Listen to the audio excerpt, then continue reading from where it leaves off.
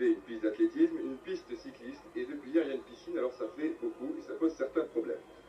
20h30, les joueurs se trouvent sur cette fameuse pelouse, on se pose des questions, on se ronge les ongles et on n'est pas vraiment très chaud pour disputer cette rencontre. 20h35, allez, tout le monde au vestiaire, tout ça bien entendu, sous les sifflets des spectateurs et toujours sous la pluie.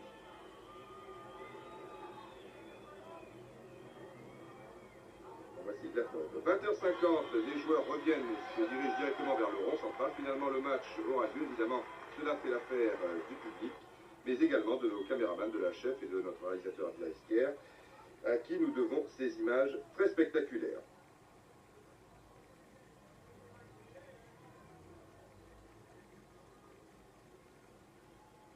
Voilà, c'est difficile de jouer dans ces conditions, surtout dans cette partie du terrain. I'm playing in the rain. Mais tout de même, malgré ces mauvaises conditions, eh bien, les joueurs de Reims et de Grenoble vont pratiquer un assez bon football. Dans l'ensemble, on joue depuis 5 minutes de jeu. C'était un corner tiré par Le Chantre, bien entendu, pour Reims. Ici, un joueur qui est victime d'une glissade, centre de Bertolino et but de Gianetta. Donc, pas de round d'observation. Les Grenoblois sont pris à 3, 1-0 pour Reims. Action classique et toujours ces centres en retrait qui font très mal, du plat du pied, pas de problème pour Gianetta. Donc 1-0 et toujours Reims qui profite, avec ici Le Chantre et le gardien de but de Grenoble qui ne préfère pas prendre de risque avec ce ballon glissant et qui a dégagé, vous l'avez vu, du point. 25e minute, Bertolino pour Jaffres qui va faire un petit festival là-bas. Un premier crochet, une fin de centre, il pousse son ballon, un petit coup d'œil. Le Chantre, on pense qu'il va tirer, il est sur son banquier. Non, il préfère donner très calmement pour Kiefer, qui lui rate un peu son tir. Et finalement, Madroné dégage au corner qui n'amènera pas grand-chose.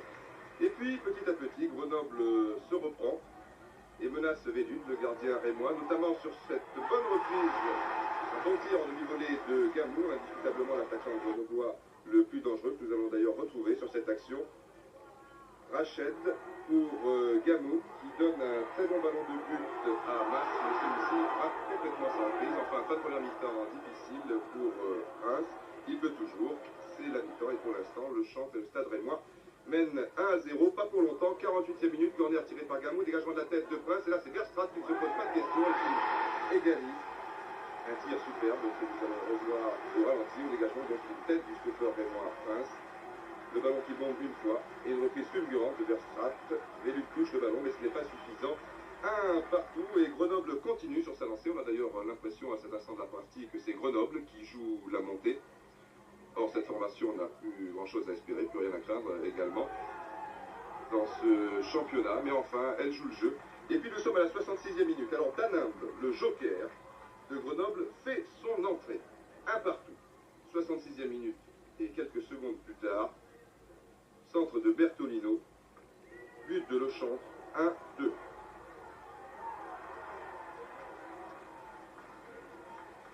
« 68e minute. Gianetta lance très bien Bertolino, il n'y a personne au centre, alors il va donner juste un petit peu en retrait pour Jaffres, 3-1.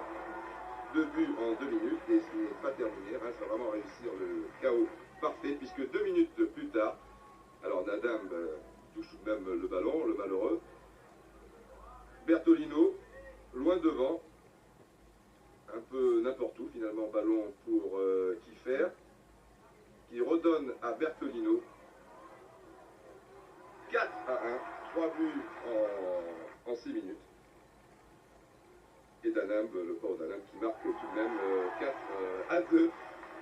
C'est le joker, mais il n'a pas eu de chance. Il est arrivé, c'était un partout, et puis 6 minutes plus tard, c'était 4-1. Enfin, évidemment, lui, il ne peut pas grand-chose.